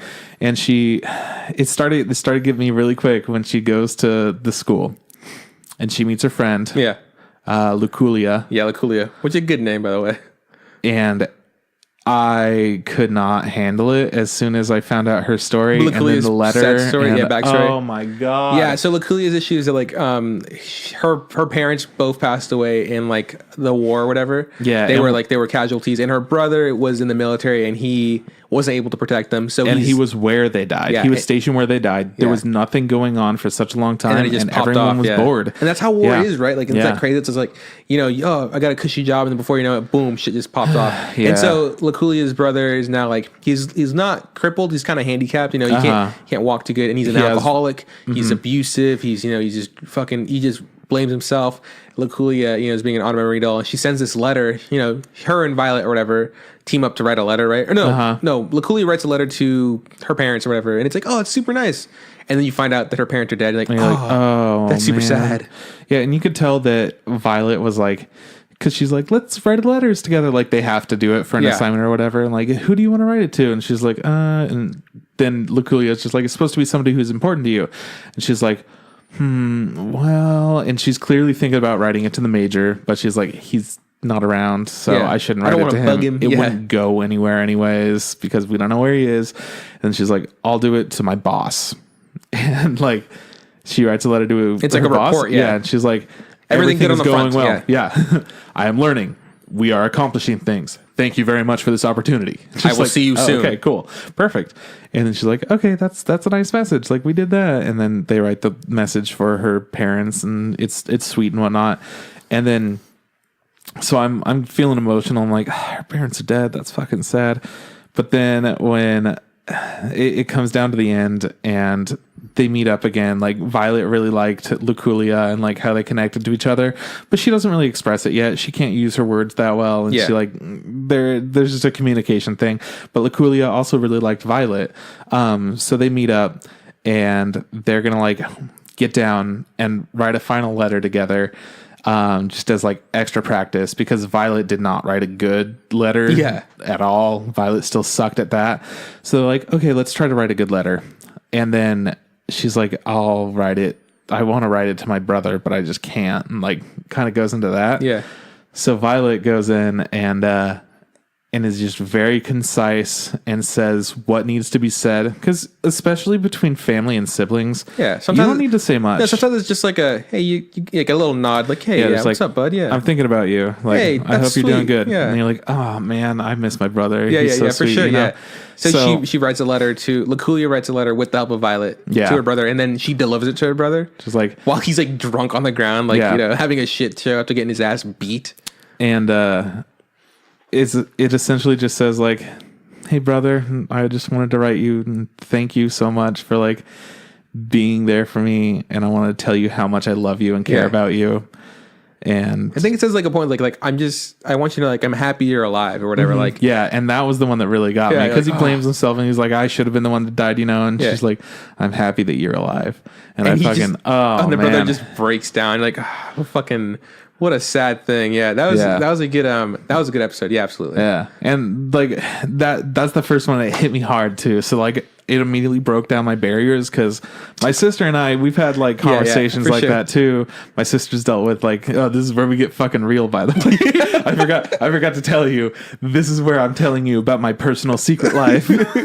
So my sister has a couple of times tried to commit suicide and stuff, and then she's overdosed on accident before. So she's had these issues, and I've had to visit her in the hospital and whatnot. And when she's come to and she like is coherent enough and whatnot, like we've shared a couple of moments like that, and I've gotten like really emotional. Like it's not common that my sister and I are like, hey man, I love you and I'm glad you're doing your shit, but it's like there's some times where things need to be said, and this was one where I'm like, he's really in trouble. He's really struggling. Like hearing those words pulls him out, and I fucking, that's where that's where it all fucking began. Well, man. you know, it's great to see that, because that's like episode like 2 or 3 or like 3. Like it's really 2 or 3. It's really early on. So, you know, that's great for the show, for it to instantly just punch you, be like, look, man, this like the rest of the show is gonna fuck your shit up. And it's crazy that, you know, it's able to hit you so close to home, because like, you know, you like, first of all, it's like, you know, brother and brother, you know, like I have a brother or whatever. It's so much easier to tell my brother I love him because we're bros or whatever. Like, yo, bro, you know, me and my sister love her too, whatever. But it's hard to say I love you. It's kind of weird. So like with you and your sister, it's understandable, you know. There's an age difference. But you obviously love your sister. And so for it to be like, man, that's the thing. Like family, you clearly love each other. Sometimes it's really hard to vocalize in a way that's like, because you say like, all right, man, I love you, I'll see you later. Like that's easy enough. That's how I talk to my parents. That's how I talk to my sister and whatnot. But then there are those moments where it's like, hey, I love you, and I really care about you. Look me in the eyes. Look me in the eyes. Like, oh man. So this anime fucking. It was pretty strong, man. It got me good, and for the same kinds of reasons that like I like A Silent Voice so much, is that it connects to me on like a personal level in some ways, and this definitely did. And fucking immediately I was just like, I love the show. And like, I'm ready to watch more, but I was not ready. I was fucking not ready. Let me tell you, because that was the first one, but that was not the strongest. No, the floodgates are coming through. Okay, so I don't know like what the order of stuff is like for episodes, but I know that one was sad. I think the one that broke you is before the episode that breaks me. Yeah, definitely. There's. Well, okay, so the episode that destroyed you shook me. But it's this episode where Violet goes to this lady's home, and she's a widow. She has her daughter, and you know the mom is a little worse for wear. She's like coughing, and she's not very strong. She's kind of weak. And this episode, I just want to be clear, I cried for more than half of this episode. The whole time, just tears streaming down my face. So the basic story is that, you know, Violet's been, you know, charged to come right for her, and the little girl wants to like play with her mom, and you know, she feels like she doesn't spend enough time with her mom, and she doesn't have her dad. Her dad died in the war, and so Violet takes it upon herself to do everything she can to like appease the daughter. She'll play dolls with her, which she doesn't know how to do. No, you know, she'll play. You know, she'll tell her. It was also adorable. The daughter thought, like, as she sees this girl walking up, oh, she looks like a doll. Real doll. Yeah, she thinks, oh man, she's a doll, and she doesn't realize that like these dolls are people. Yeah, that's like a real person. Yeah, because she's a kid, and like she's like, oh, you've never played with one of your own people. Yeah. I think she's about 5 years old or something. Yeah, like that. She's pretty young. I think it said 8. That sounds right to me, but I think it's less. No, it's less than that, because like she's like, it's your 6th birthday or something. Anyways, yeah, whatever. She's young. She's definitely young. She's a little kid. And you know, she doesn't understand. No, Violet does her best to play with her, read her stories, you know, do her hair, make her food, all that stuff, you know. But the girl doesn't understand why she can't be a part of like Violet and her mother writing a letter or whatever, because a lot of since Violet's there working, a lot of the day is taken up by their mother and her writing the letter together. Yeah, she wants to be a part of it so bad, and you're just like, and at first I was like, this fucking annoying little kid, you know, like, and that's like, because like I'm not the most patient with little kids, because they're little kids, you know. Yeah. Someone's like, God damn it, like obviously something's going on, you don't understand, but then I realized, you know what, that's a great way to tell a story where it's like she's just so impatient. You're just like, oh man, like, fuck, this kid doesn't know what's fucking going on, but I do, because I'm an adult. Yeah. And you know, eventually Violet finishes her time with them. She says bye to the mother, and you know, if you're a fucking person with brain cells, you can realize, you know, like, oh, okay, the letter that they were writing, the reason that she couldn't be there, it was because it was for her, obviously. You know, like, you know, it's like, she's dying. She's the mother's obviously sick, and we get a really nice like montage of like because the daughter does break into the room and says like, look, I fucking know that you're not doing too great. And I know that you're tired, but like I think you should spend your time with me as opposed to writing a letter to who the fuck knows who. And that was the big issue the whole time, is that this daughter feels so isolated and alone, and she knows she doesn't have much time left with her mom. She knows she's sick. She's like she wants to spend all this time. Yeah, she's like, I just want your time. So we get a really pretty montage of like the daughter and the mom spending time together and like doing things like, reading books, playing dolls, and then they slowly like take like she disappears and stuff. And but also before that, she's like, I wonder who that letter was for. Yeah, for sure. And it's then like, it shows all this happy stuff. I'm like, oh, they didn't kill the mom. Oh, I'm so happy. No. But then like there's also the bit where the girl also kisses Violet goodbye. She's like, oh, it's like your face is warm. You're a human. It's like, damn right, I'm a person. Anyway, that was so sweet. So, oh my God. So then we also get a little we get this montage, and then eventually the mother disappears slowly by slowly. So you find out that she passes away, like we knew she was going to, right? And then we also see like Violet, like, hey Violet, she's back with her gang at the fucking mail office, and like, hey Violet, like, you're back. How was your trip? She's like, oh, it was good.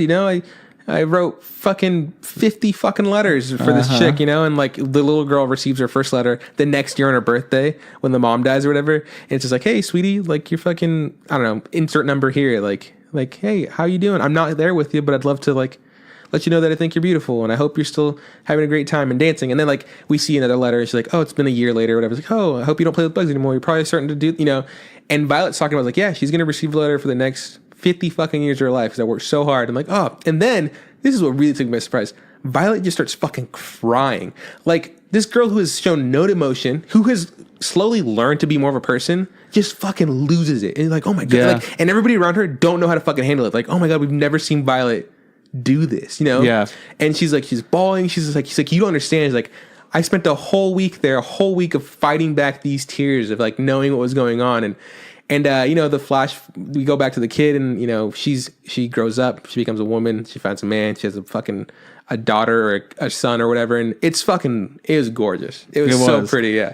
And for someone who's a huge bitch, when it comes to like, oh my God, look at these happy families. This was the most happy family story. Oh man, it was. It was so sad and it was so happy. Went through so much and the mom's still writing the letters and I fucking couldn't handle it. But the thing that got me more than anything, I'm like, oh man, this is sad. This is sweet and whatnot. The daughter's acting out and like, I clearly know what's going on. Mm-hmm. She like wants to run away and she's trying to run away from her emotions and stuff. Violet comes after her and then like they're kind of talking for a second.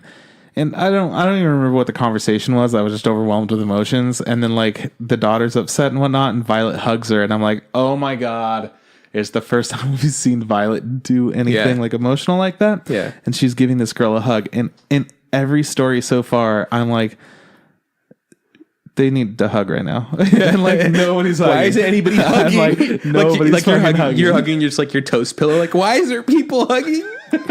So finally, when Violet's hugging this little girl after all this emotional shit going on, I'm like, yeah, okay. Right there. Yeah. That was a good episode. An episode but hang on. One more second about it. What's the bit? This was like episode 7 or 8 or something like that. Yeah, it's probably. Yeah. It was before. I think. So, okay. We've had her going with Iris, which is the other girl. Mm-hmm. Like episode 1, really nothing happens. Episode 2, she like goes to class and then she goes with Iris and then there's the royal thing going on. There's the guy who's the writer, who wanted to write a book for his daughter or whatever. And she gets the parasol, which was a pretty powerful moment. There's the guy who was also an orphan, and they bonded over that. And then there was this one. I think it was episode 7 then. I'm going to look it up real quick. Yeah, that's fine. So it goes, 1, nothing really happens. 2, she's still doing the job. 3 is when she meets, she goes to the training course. Yeah. 4 is when she does the, 4 is when her and Iris go to her hometown or whatever. Yeah. 5 is the prince and princess story. Mm-hmm. 6 is the one where he meets the astronomer. Yeah. 7 is the one where she does the playwright thing with the dad. Yeah. Yeah. So that's 7. So then 8 and 9 are the 8's the flashback episode where we find out like that like Violet like was a fucking badass, yeah. super good episode. You see all that stuff. And then 9 is the episode when she finds out like fucking that the major is a dead Zoe or whatever. It took a while to get there, but right. but like it's verbally said like it like someone so which says. episode was this? Episode 10? So this is this is 10. There's one right after that. Okay. So it's like this is an episode where like Violet. So in an episode where she finds out that like the major's dead, it's an episode of Violet being really fucking depressed with herself, and then she kind of, which is a really touching moment because then she she comes back because what's her fucking name? Her friend's name?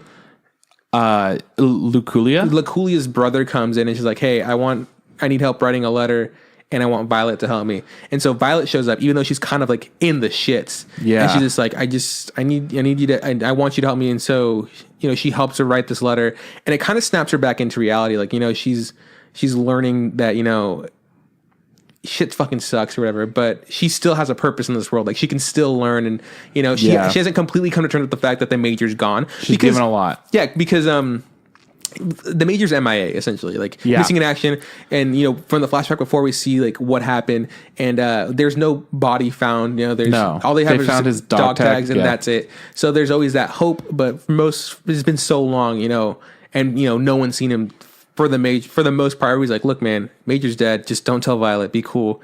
And someone spills the beans, and that was a really tough episode. So the episode after that, after she's kind of decided, you know, I'm still gonna be a fucking auto memory doll. Luculia's brother helps her with that.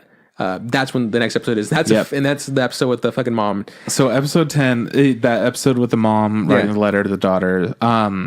It ends with the credits playing, and then we're just reading all of we're listening to all of the different letters being read to the daughter as the years go by, and it just felt like this is the finale. We've seen her background. Yeah. We know that the Major is dead, and Violet has shown growth. And in this, we see her actually crying. So you could tell she isn't just bottling everything up. She's not a robot. She's just she's a human, and she finally understands emotion and understands how all this works.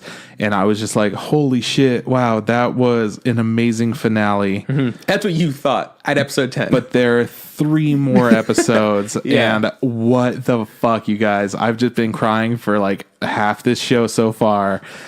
And this episode, more than half the episode, I was just crying the whole time. Just silently, tears streaming down my face. Oh my God. This is an episode that for sure choked me up.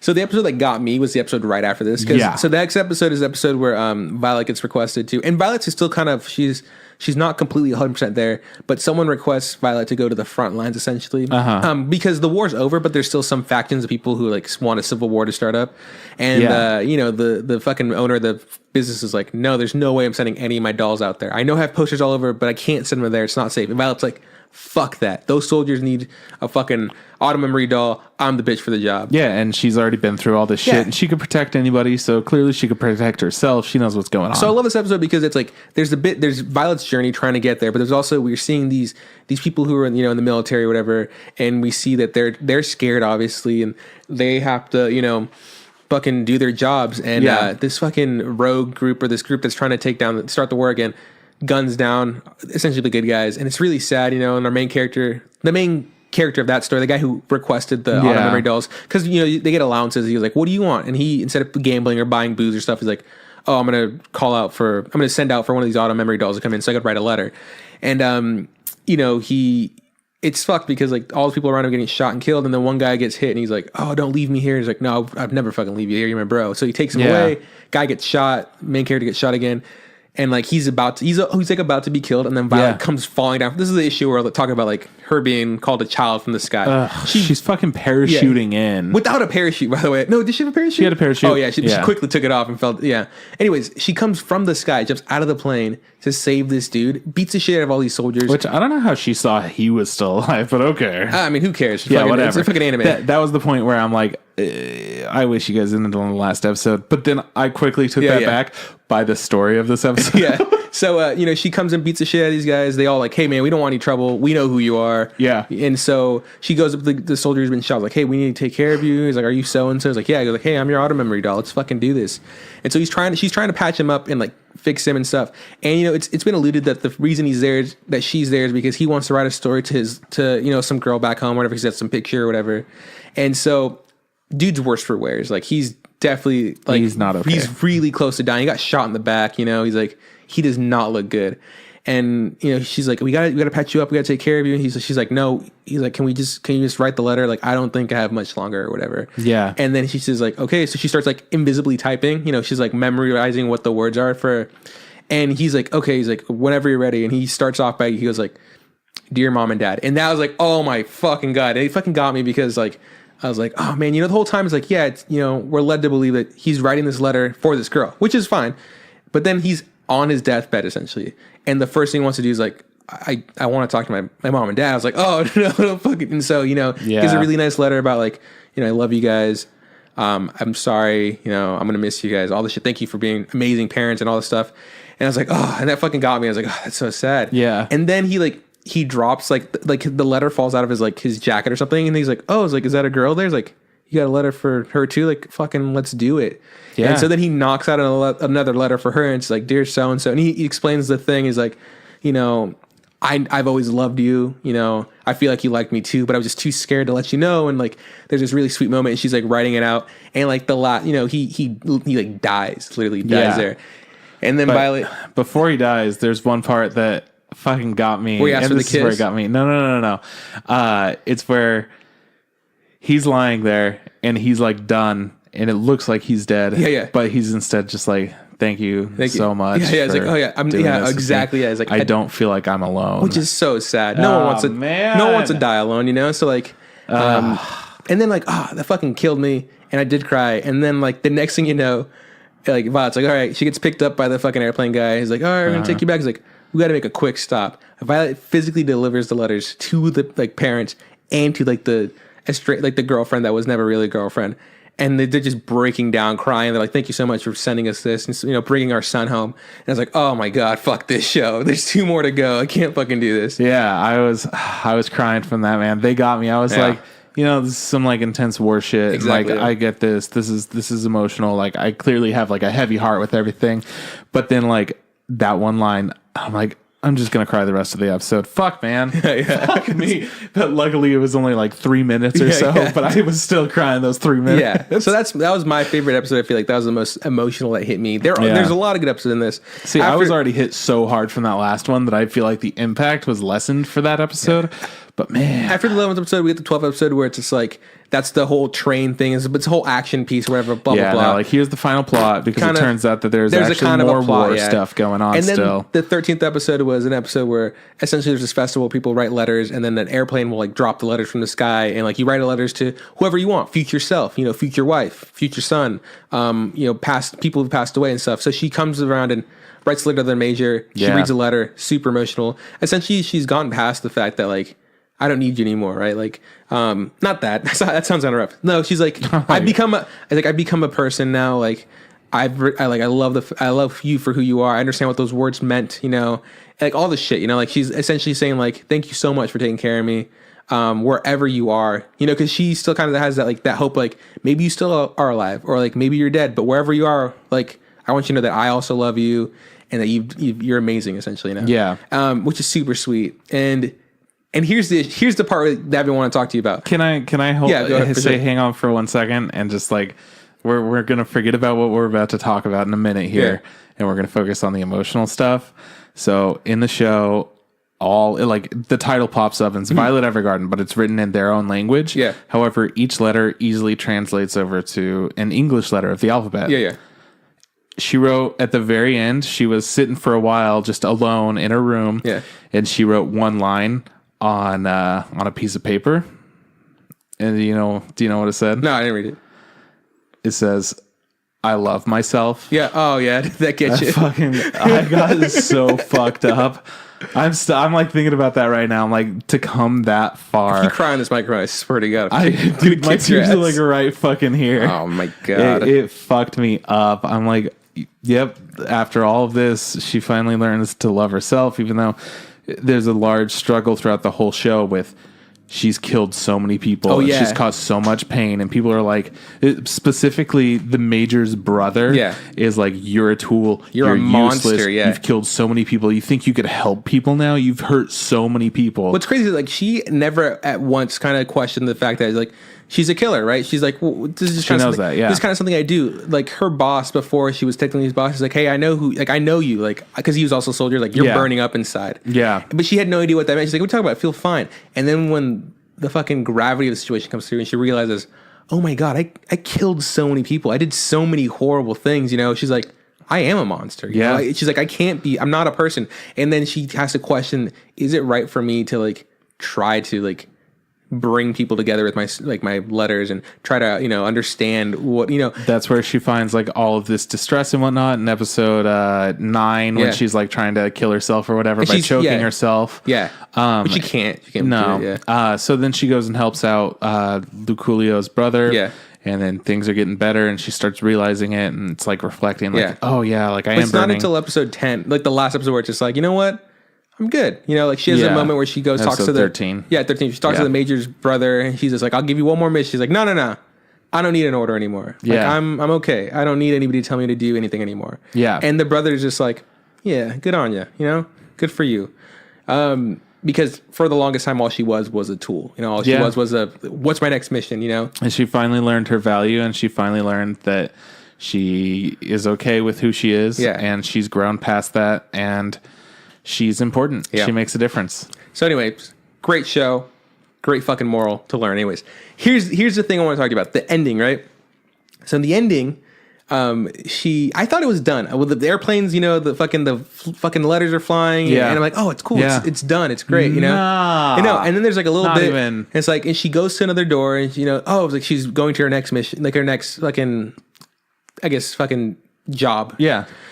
She knocks on the door and she always does this bit where she's like, hi, my name is, Violet Evergarden. I'm auto-memoried all. Yeah, I will go wherever you ask of, So she has a spiel that she does. It's really nice. Yeah. Knocks on the door. She starts her fucking spiel, right? We see it from the front. And she has like a split second where she like, just this face of like super, like. She starts breaking up. And then she gets happy and then she continues her, her thing. And then it cuts to the very end and it does like, whatever, Violet Evergarden, I know what love is or whatever. You know? And it's like, oh, it's super sweet. But I was like, the question is, who was at the very end?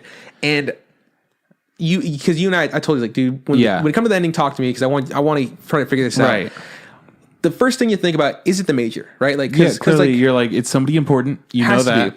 Is it the major? She's such a cool, calm, and collected person. It has to, for someone to have someone trip her up like that, it's like, has to be someone of importance, So it's like, is it the major? And I was like, and I'd be okay. And this is my thought. I was like, I'd be okay if it's the major because technically he's not, we don't know if he's dead. Like he's MIA. We don't know where his body is.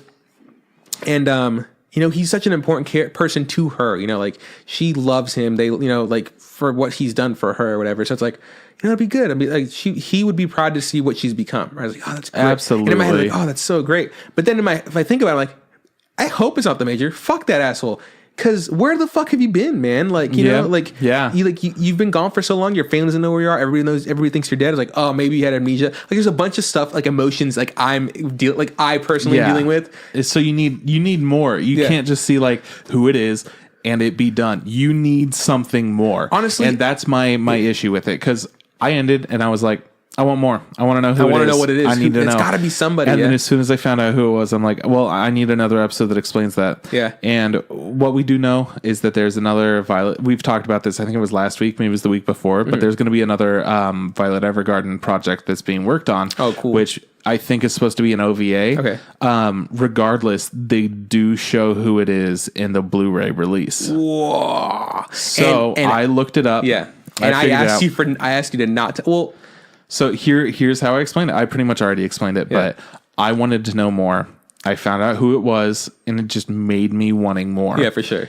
So I'm not going to tell anybody who it is on this episode, but I am going to say if you want to know and you're okay with being even more fucking curious than before, you can look it up. You can find it. Look up Into Violet Evergarden. Like who was in the house? Yeah. What's in the box? Yeah. Because I don't remember how I found it, but I looked for a bit and I saw it on a discussion thread on Reddit about that episode. And somebody posted a picture like, who the fuck could it have been? Like, there's no way it could be this person. Maybe it's this person. Oh no, what about this person? Reddit was on the job, on the case. Somebody's like, the Blu-ray exists. And I'm like, how the fuck does the Blu-ray? It's on goddamn Netflix. Anyways, they showed me and I don't feel better for knowing. Mm-hmm. Let's just put it that way. So like, I kind of feel like, you know what? I'm okay with not knowing just because I know like just talking to you about it, it doesn't seem like you're super satisfied with what it is. So I it's don't like, want to tell you. maybe it's just best not to know. And sometimes open endings are cool, sometimes they're not. And I'm just gonna leave it the way it is. I don't want to make things worse because I love this show. So far, everything's on point. And Sierra was talking about it. She hates the fact that she doesn't know what happened in the major. Not the fact that like, if it's him at the very end or whatever, Yeah. she wants to see a body. If he's She just alive, wants to she have wants some resolve, some so. sort of closure or whatever. And it's like, look, man, like I don't fucking know what's going on. It could be him, and Yeah. and like who it is, and I'm glad you're not. You're being really. Really cool because like you were explaining this to me earlier. Like, dude, good job of not like. I have to carefully find my words for this. Yeah. I actually had an auto memory doll. It like help me you out write it, with how I should explain it. So this is the issue because like I like open endings sometimes. Sometimes they're cool. Yeah, me too. Yeah, like ominous. Have you ever seen Prisoners? Yeah, sure. The ending of Prisoner. Have you? No, but I know the ending. Okay, of the it, end of Prisoners. actually. So okay, the end of Prisoners is like it's kind of open ended. It's like does fucking Jake Gyllenhaal find Hugh Jackman or whatever? Mm-hmm. Does Hugh Jackman die in that hole? Like it's just like and it's never really resolved or whatever. Yeah. So it's just like kind of like it's left for you. And I remember for the longest time I was super pissed at that. And the more I think about it, like no, it's good. I like the fact that there's no definite answer. But for this, there is. And that's what's like, I don't know if I want to know.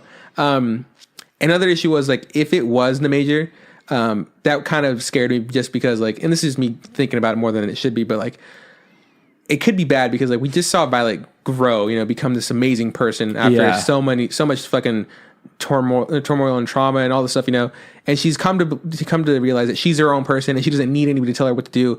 So if it were the major, would she instantly just revert to being like, oh my God, fucking, I love you again. You're a god. And I don't have to be an auto memory doll. And I just, everything I learned, throw it to the wayside and it's all about you now. And that would really bum me out because she's become a great character. I don't know, man.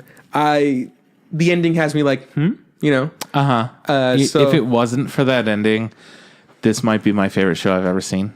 Really good show. I really like the show. I want to recommend it to a bunch of people. I know it's not going to be for everybody, but probably not. Yeah, but it's cool. It really looks visually beautiful, and they have great stories, and they made us cry. So, yeah, it made me very happy to see a show that can evoke this much emotion out of me. I've seen a lot of shows that have made me cry. I've seen a lot of movies that have made me cry, but this had probably the biggest impact of anything that I've seen. It's an absolute like must watch. I'm so happy that it's on Netflix too, because it gives so many people an opportunity to see this.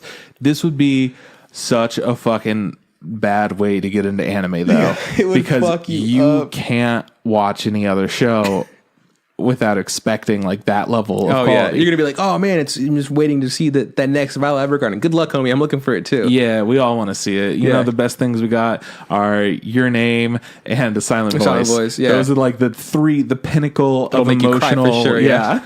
Like you want to cry? Go. Fuck. I don't fucking cut some onions because that's you're not gonna. Anyways, I think this show is great. I'm glad for it existing, and I probably in a couple months watch it again and have a good time with it. Yeah, and maybe eventually I'll find out who is behind the door, and maybe it'll be answered with an OVA or some sort of movie or something. That way I don't feel painful like you do. But that's the show. Do you have anything else to say about this? Please go watch this episode. Check it out, man. I almost cried while we were talking about that. I love myself part. Yeah. Oh my God. Yeah, it's a great show. Check it out for sure. Please watch this show. Next week we're going to be talking about the preview. It's our anime preview. Yeah, so we're going to tell you what to watch, what not to watch. I can already tell you I have one more show to see, and it's not even close to as good as Violet What about the Evergarden. high dive stuff, dog?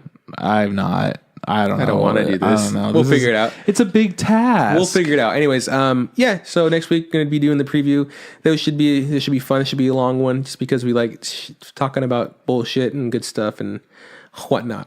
Yeah. Definitely. So that's it. If you like our logo, hit up aaronfromturbytops.com. Super great person to work with. Awesome Tumblr. Have you seen the Tumblr lately? Fantastic. Put on the Tums? Cool, nice. Let's tumb it. Yeah, let's tumb it up. If you like our fucking theme song, hit up Tom Nasser and ASR. He's on SoundCloud. He's on YouTube. Check him out. Trip, where can we find us? You can find us on Facebook. Look up the Instant Ramen Podcast. And you could also just go ahead and look us up on Instagram. Same thing. Instant Ramen Podcast. Easy peasy. If you want to send us a tweet at Instant Ramen Pod. Podcast Infit. you could send us an email, instagramenpodcast@gmail.com. Tell us how much you cried or how much we're little bitches for crying at this show, which is apparently not sad to you, you heartless freak. Also, now we're going to be streaming some games together. Yep. Who fucking knows, man? I've been really wanting to play the old Mickey Mouse games, which, as you know, Disney is like America's anime. Yep, we will not be playing those. Okay, well, wow. I thought you were into Mickey Mouse games. We'll talk about this off air. We're gonna be playing anime games. That's why we're doing it. Yeah, well, okay, fucking fine, whatever. And also Don't reel me in to sometimes play a stupid Mickey Mouse game. it's not stupid. Anyways, keep going. And fucking sometimes there's a blog too, but I don't want to talk about that. Are you mad at me now? I'm pretending to be You gonna mad. cry for the about it? I am for the show. I'll cry about it for the show. Anyways, this is thanks for listening. This is bye from Juan. We'll see if you see me next Say it week. right. Say it. Do it right. Pretend like I'm there when I'm not. Motherfuckers, you just lost a businessman partner. This is Boy. bye from Juan. I'll see you around from Chris. Hey, Trip, don't forget. Just add hot water. I'm turning that on for you, but I don't mean it. Okay. Hey, we're back.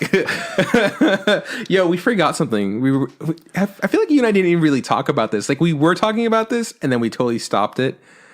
Anyways, we just wanted to say thank you so much. Yeah. This is our 100th episode. It's not like our big 100 episode special because it's episode 87, but it's been 100 episodes. we gotta explain it. Why, Trip? What happened was we had this great idea to do half episodes because we were too good at making podcasts that would go on for 3 hours, and so we'll just make short episodes. And guess what? We got better at it, and then our short episodes just became regular episodes. And guess what, Trip? Now our fucking numbering system's off, and we're supposed to be at 100. But technically, we're at 87 or 86. Have you ever done 100 of something with somebody ever? No, It's pretty. I feel like. But technically, I haven't done 100 with you because there's been some. You've done more than I have. I've taken more breaks than you. Well, are we gonna count like each mini episode that we've done of like recording for the Anime Expo stuff? Oh my god, then we're over if you count 100. that. Well, yeah, sure, but I'm so like we've spent a lot of time together, and we've listened to each other's episodes and whatnot. It's fucking. It's emotional. You can cry about it. No, yeah. Anyways, It's that same thing that we were doing before. But thank you guys so much for listening. I really appreciate it. So this is technically our 100th episode, but technically we're not going to celebrate it. Not till we get to that actual 100. We'll do something big for the actual 100. I love you guys. Love you too. Yeah. All right. Bye.